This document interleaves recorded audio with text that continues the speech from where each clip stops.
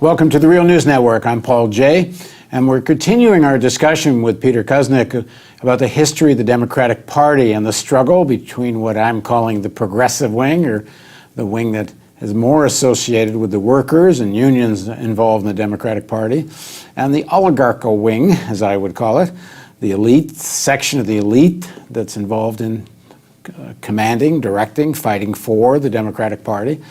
And we're talking to Peter Kuznick, who now joins us again from Washington. Thanks for joining us again, Peter. Hey, Paul. One more time, Peter's a professor of history at the American University. You really should watch part one if you hadn't, because we're going to just pick up the discussion. We're working our way chronologically. In part one, we talked about Roosevelt and Henry Wallace, who was probably the most progressive politician to ever reach such heights as the vice president.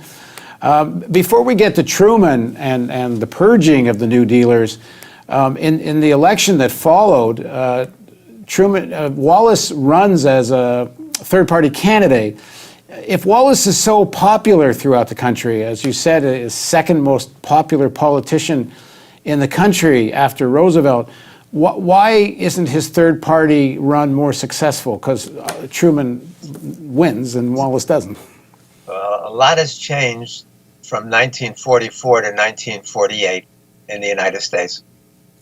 And it's changed for the worse, not only in the United States, but in the world. So you've got Truman taking office, getting sworn in the night of August 12th, 1945. The European War ends on May 8th. The Pacific War ends on August 14th. What we have beginning under Truman, so Truman takes office, his first full day is April 13th. He meets with Soviet Foreign Minister Molotov on April 23rd. Roosevelt's last cable to Churchill said that these issues between us and the Soviets crop up every day and they seem to get resolved. We should not make a big deal of them. We should downplay them and go on with our relationship with the Soviets. Truman does not buy into that. You have to remember that in December of 41, after Pearl Harbor, Truman gets up on the floor of the Senate and says, if the Russians are winning, we should support the Germans. And if the Germans are winning, we should support the Russians. And that way, let them kill as many of each other as possible. Truman never shared Roosevelt's and Wallace's sense that the Soviets were our friends and our allies. So let me just ask you a quick question. Then why does Roosevelt agree to have Truman as the vice president, even if he's going to give in to the pressure from the Southern Democrats and the right-wing Democrats who don't want Wallace to become the next president and so on? Why Truman? Why someone who's so not associated with Roosevelt's beliefs?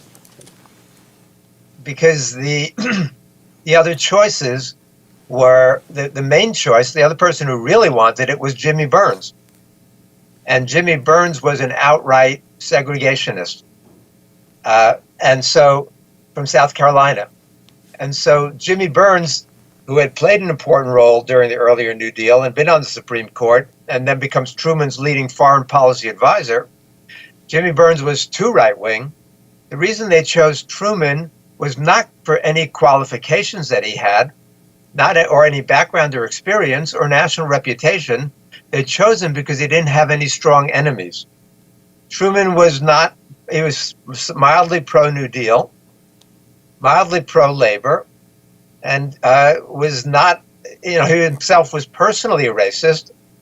As his biographer says, Truman in private never used any word other than nigger to talk about African Americans. Truman makes comments that we have in Untold History, overtly racist comments that he made earlier to his wife Bess, about niggers and Chinamen. Truman, but Truman was much less offensive than the other choices at the time. The thing about the choice of Truman was that Roosevelt was very weak at that point. The party bosses said that we liked Truman. You have to remember that Truman was Bob Hannigan's boy. When Truman ran... Bob Hannigan is who? Is the chair of the Democratic Party. Hannigan ran, Truman was a product of the Pendergast machine in Kansas City. Pendergast chose Truman in 1934 to run for the Senate. Truman didn't know that the first four choices had turned Pendergast down. And then they get Truman elected to the Senate. But by 1940, when Truman's running for re-election, Pendergast is in federal prison in Kansas City. And Truman is about to announce that he's going back. So Truman does not have support. He's running in third in the election in 1940. And he turns to the Hannigan-Dickman machine that ran St. Louis. And Hannigan throws the support behind Truman. He barely ekes out the victory in the Democratic Party. And then he gets reelected in 1940. But then he's closely tied to Hannigan. And he helps Hannigan get elected chairman of the Democratic Party. Pauley, who's the treasurer of the Democratic Party, was a corrupt California oil millionaire. Pauley said, I entered politics when I realized it was cheaper to elect the new Congress than to buy up the old one. Pauley also later gets indicted. So you've got these corrupt politicos who are running the Democratic Party who press upon Roosevelt, along with the other bosses, that they've got to put Truman on the ticket. And did Roosevelt know they were going to have a coup at the convention? The thing about Truman was that he was pliable.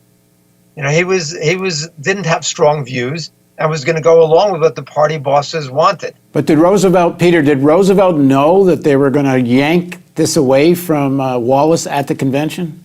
Yes. Sadly, pathetically, Roosevelt knew. Roosevelt said that I'm not strong enough to fight like I fought in 1940 for Wallace. I'm not strong enough to win the election, physically, health-wise strong enough, without the party machine behind it. Among the people who were most furious with Franklin Roosevelt were his family. I was going to say, what did Eleanor think of all this? Eleanor hated this. She never forgave him for becoming a coward when the fight was on. This was the worst defeat in Roosevelt's life and the most unprincipled decision that he made. But his sons and his daughter also were furious. They were all Wallace supporters. And after the election, it's Eleanor Roosevelt who comes to Henry Wallace and says that you're the only hope we have left. You're the only progressive voice. You're the only one who can turn this around. The thing is, if you know Wallace, his nature is not to be an extrovert. It's not to be a fighter. When Wallace carries out that campaign, he's going against his own nature and his own instincts, but he realized that the choice was between him and his vision and what we had, the Cold War, the arms race. And so Wallace forces himself to assume a kind of leadership that he was not comfortable with. So he runs as a third party in 48, and why isn't he more successful? In 48, the Cold War had taken deep root. So Truman meets with Molotov on April 23rd, and he reverses Roosevelt's policy completely. He accuses Molotov and the Russians of having broken all of their agreements at Yalta, especially around Poland, but also around Germany and other agreements that they had made. He brags afterwards. He says, I gave it to him 1-2 to the jaw. He told the other people at the meeting, he said, well, I don't know if we're going to get 100% of what we want, but we'll at least get 85% of what we want.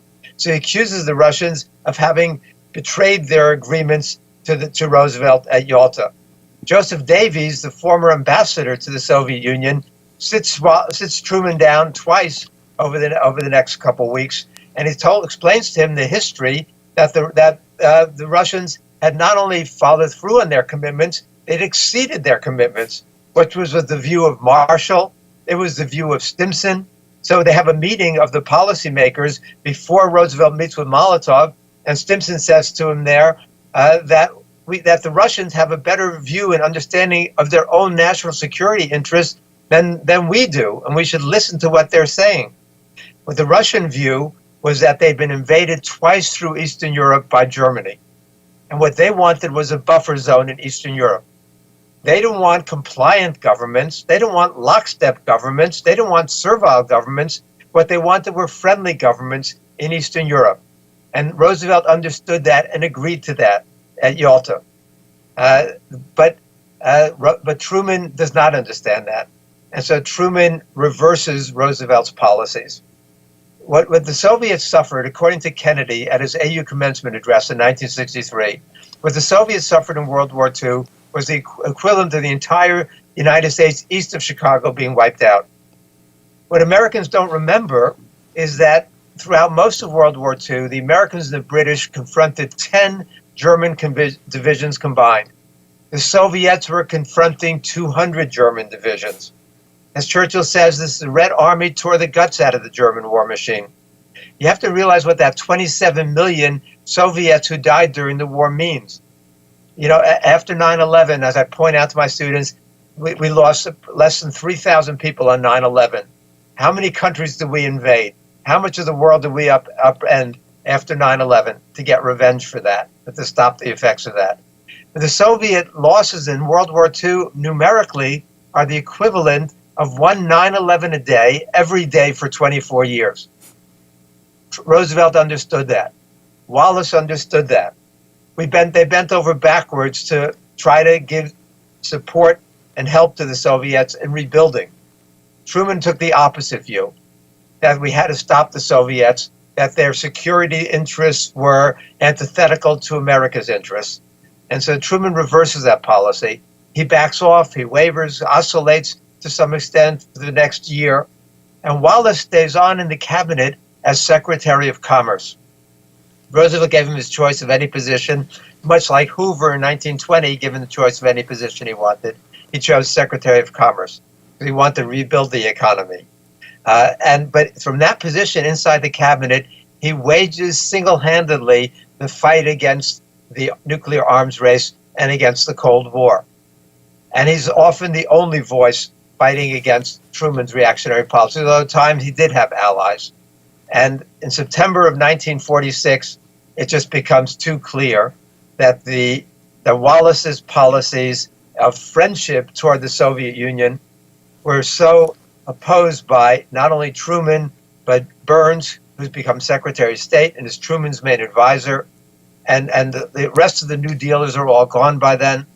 And so Wallace's position is solitary, but he gets Truman to sign off on every word that Wallace says in his famous September 1946 speech at Madison Square Garden. And then Truman tells the press that I approved everything Wallace was going to say there. And the speech was? A speech about the need for the United States and the Soviets to work together to create peace, saying that the Americans are no more in the Soviet camp than they are in the British imperialist camp, and that the United States has got to be an honest broker and work with the Soviets and other progressive forces to bring peace, to prevent the onset of the Cold War, prevent the onset of the nuclear arms race. I'm proposing to talk tonight about peaceful atomic abundance. A new era was born when several thousand scientists, simultaneously stricken by the horror of their accomplishment, reached out as one man for a social conscience.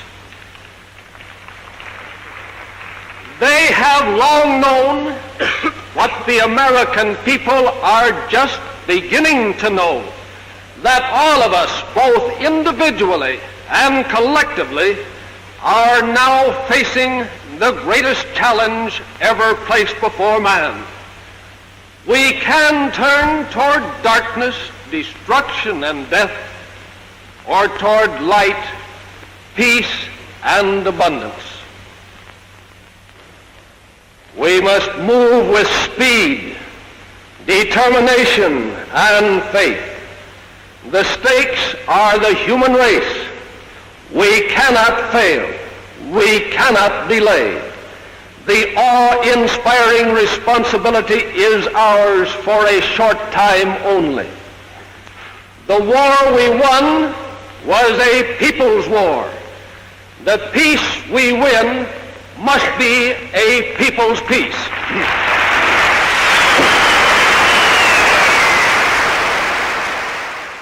We came very close under the Atchison-Lilienthal plan to giving up nuclear arms.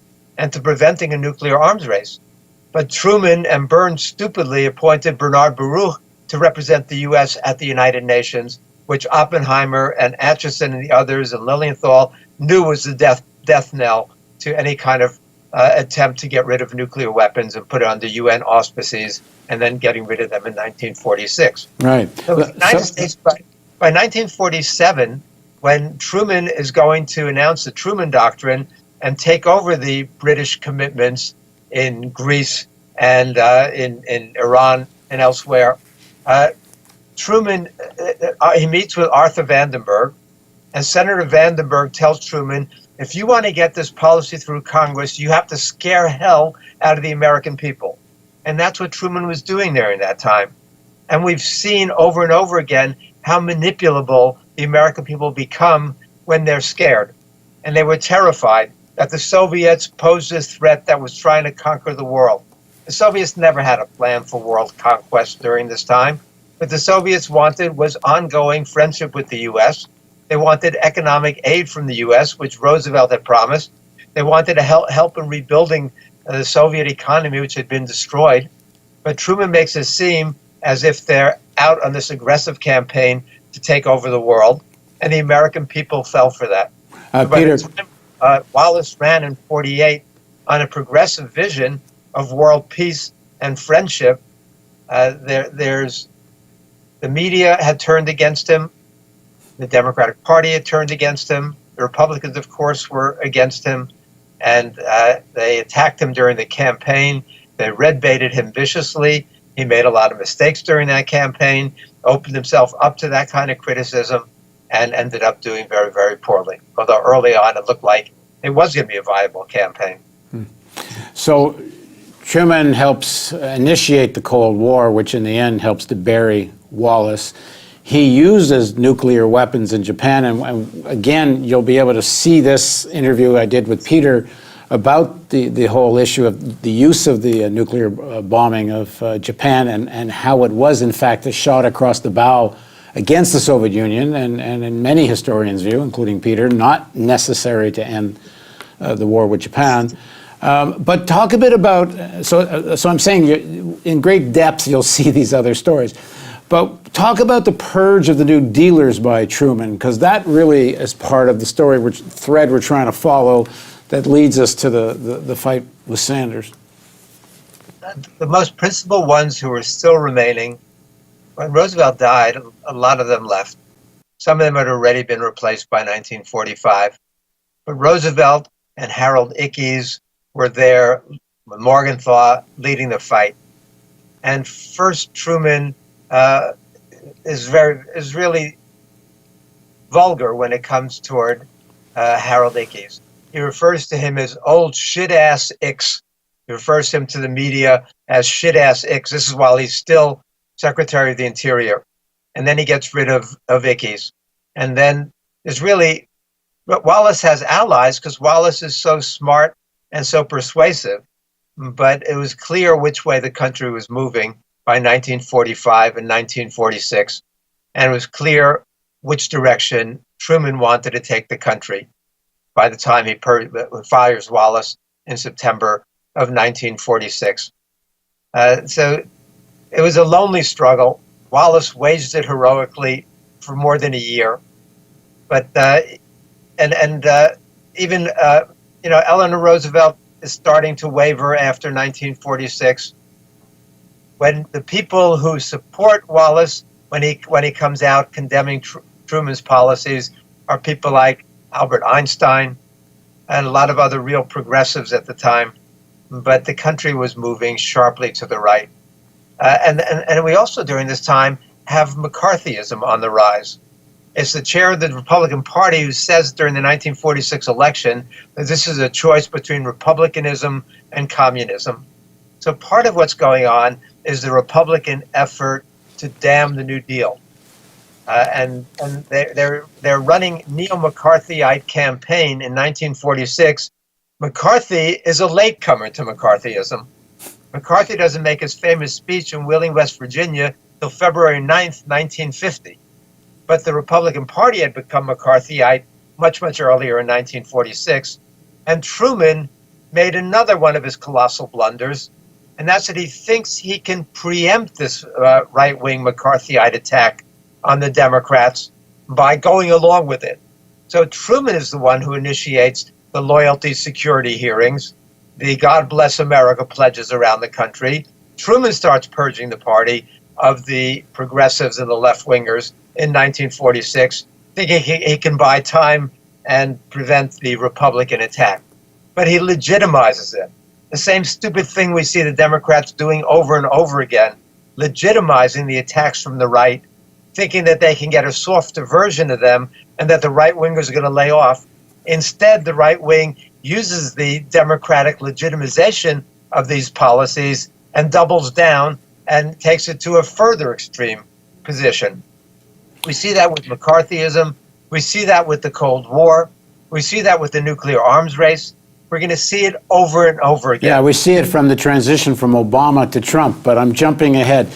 Just quickly before this segment ends, a lot of our younger viewers are probably, because of how terribly history is taught in the American school system, probably don't even know what the New Deal is.